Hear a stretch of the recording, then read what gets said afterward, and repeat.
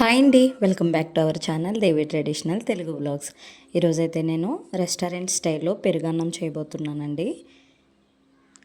సమ్మర్లో కడుపు అంతా చల్లగా ఉండడానికి పెరుగన్నం ఎక్కువ పెడుతుంటాం కదా పిల్లలకి. పెరుగన్నం ఇష్టం లేని వాళ్ళకి ఇలా ఒకసారి ట్రై చేయండి, చాలా టేస్ట్గా ఉంటుంది. ఫస్ట్ రైస్ని కుక్ చేసేసాను. దాన్ని గంజి వార్చిన తర్వాత ఇలా మనకి ఎంత క్వాంటిటీ కావాలో అంతా తీసుకోండి.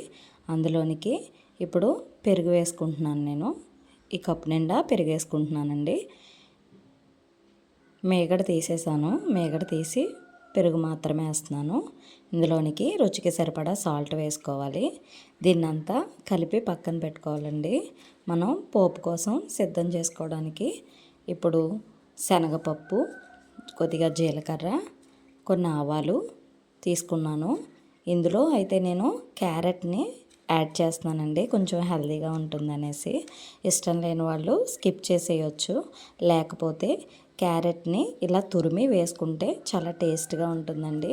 క్యారెట్ తిన్న వాళ్ళు కూడా ఇలా కలిపితే వాళ్ళు తింటారు. పిల్లలైతే హెల్తీగా ఉంటుంది, కడుపు అంతా చల్లగా ఉంటుంది కదా పిల్లలకి ఇలా పెడితే.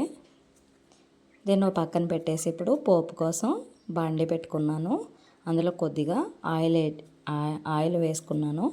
వేసి అందులో శనగపప్పు, జీలకర్ర, ఆవాలు, కరివేపాకు, కొద్దిగా ఎండుమిర్చి కూడా వేసి పోపు అంతా వేయించాలండి.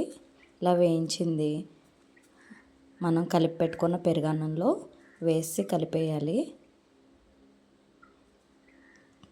కొన్ని జీడిపప్పులు కూడా నేను వేయించి పక్కన పెట్టుకున్నాను. ఆ క్లిప్ మిస్ అయిందండి. ఇలా కలిపిన తర్వాత నేను కొన్ని దానిమ్మ గింజలు పక్కన పెట్టుకున్నాను. వీటిని కూడా యాడ్ చేస్తే కలర్ఫుల్గా ఉంటాయి కాబట్టి పిల్లలు ఇష్టంగా తింటారు. ఒకసారి ఇలా ట్రై చేయండి. అందరికీ తెలిసిందే, కాకపోతే నేను ఇందులో అదనంగా ఏం వేసానంటే క్యారెట్ తురుము వేసాను అనమాట. చాలా టేస్ట్గా ఉందండి. స్టమక్ కూడా ఫుల్ అయిపోతుంది అనమాట ఇలా తీసుకుంటే. Thanks for watching.